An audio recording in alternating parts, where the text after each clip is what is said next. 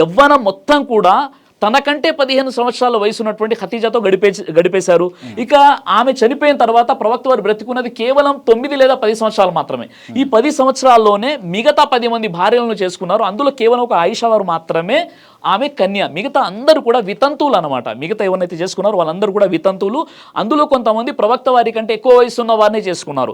ఎందుకు ఇలా చేసుకున్నారు అంటే దీనికి సంబంధించి ఒక విషయం తెలియాలండి. ఆ విషయం ఏంటంటే అరబ్బు జాతి ఎలా ఉండేదంటే అరబ్బు జాతిలో వివిధ తెగలు ఉండేవి. ప్రతి తెగ కూడా తన యొక్క అస్తిత్వాన్ని కలిగి ఉండేది. ఆ తర్వాత ఆ తెగలో ఉన్నటువంటి వారి కోసం ప్రాణాలు ఇవ్వడం కూడా సిద్ధంగా ఉండేదన్నమాట. చిన్న చిన్న విషయాలకు వాళ్ళు గొడవలు పెట్టుకుంటూ ఉండేవారు.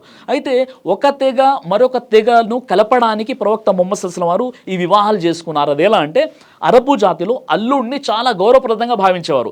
అల్లుడితో యుద్ధం చేయడం అంటే ఆ పూర్తి తెగతో యుద్ధం చేసిన దాంతో సమానం. కాబట్టి ఈ 11 మంది భార్యలు అంటే ఖతీజా గారి తర్వాత మిగతా 10 మంది భార్యలు ఎవరైతే ఉన్నారో వీళ్ళు వివిధ తెగలకు సంబంధించినటువంటి వారు. వాళ్ళను పెళ్లి చేసుకున్నారు. వాళ్ళేమో వితంతువులు మరియు ప్రవక్త వారి కంటే కొద్దిగా ఎక్కువ ఏజ్ కూడా ఉంది. అప్పటికే ప్రవక్త ముహమ్మద్ సల్లల్లాహు అలైహి వసల్లం వారు 53 సంవత్సరాలు అయిపోయాయి. అంటే లైంగిక కోరికల కోసం కామ కోరికల కోసం ప్రవక్త వారు వివాహం చేసుకోలేదు. ఒక వితంతువులకు ఒక మంచి గొప్ప అవకాశం ఇవ్వడానికి అని చేసుకున్నారు. మరో విషయం ఏంటంటే ప్రవక్త ముహమ్మద్ సల్లల్లాహు అలైహి వసల్లం వారు చేసుకున్నటువంటి ప్రతి వివాహానికి వెనక దేవుని యొక్క మహోన్నతమైనటువంటి ఒక లక్ష్యం ఉంది. దీని కారణంగా ఆయన వివాహాలు చేసుకున్నారు.